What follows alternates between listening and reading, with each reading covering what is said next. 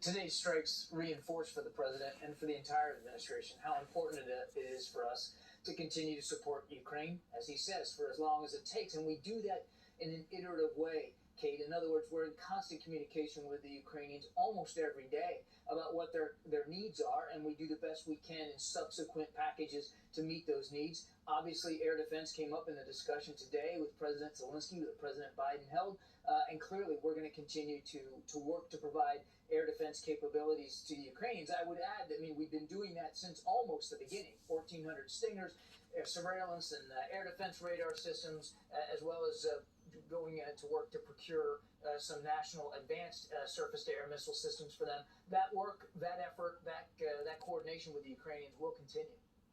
Does the U.S. believe that these missile strikes were in retaliation for the bridge strike, as Putin claims? It's difficult to know with certainty, Kate. And the reason I say that is when you look at the size and scale here of these missile and drone attacks, more than 80 purportedly, that's not the kind of thing that the Russians can just throw together in a couple of days. It likely was something that they had been planning for quite some time. Now, that's not to say that the explosion on the Crimea Bridge might have accelerated some of their planning. I don't know that.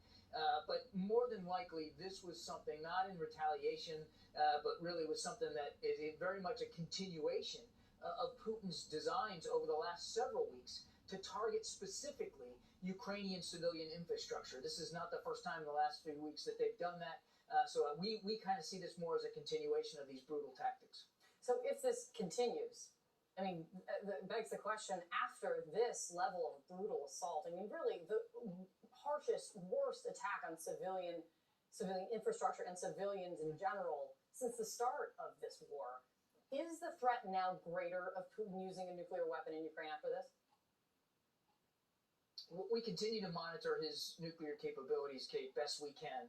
And what I can tell you today is that we just don't see any indication that Mr. Putin has made a decision to use weapons of mass destruction or even nuclear weapons. And we've seen nothing, Kate, that would give us cause to change our own deterrent posture, our own nuclear footprint, and our own ability to defend our national interests and those of our allies and partners in Europe. But again, we're watching this very closely. It is reckless and irresponsible for the leader of a modern nuclear armed state to speak the way Mr. Putin has been speaking, particularly in the last several days.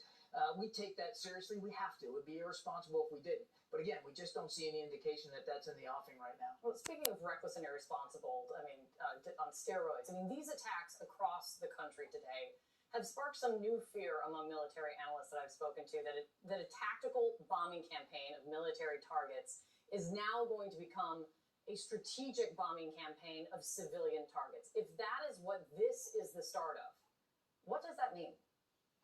Again, it's difficult to know, Kate. I mean, we don't have perfect visibility into Russian war plans and their intentions going forward. Again, we see this clearly. The size and scale and scope of this is very, very large, and it's unusually large, and we understand that. But it is very much a continuation of the brutal, depraved tactics that the Russians have been using against the Ukrainian people and their housing, their hospitals, their schools. I mean, one of the missile launches today hit a playground. Now, we don't know if that was deliberate or not, but they have shown a wanton disregard for any respect for human life in Ukraine, particularly civilian, innocent human life. We see this as a continuation of that brutal tactic. Now, again, where it goes from here, we just don't know, which is why it was so important for President Biden to reach out to President Zelensky today and make sure that he reaffirmed for President Zelensky that we're going to stay at this for as long as it takes. We are going to continue to provide them the kinds of military capabilities they need to defend themselves. And I suspect you'll see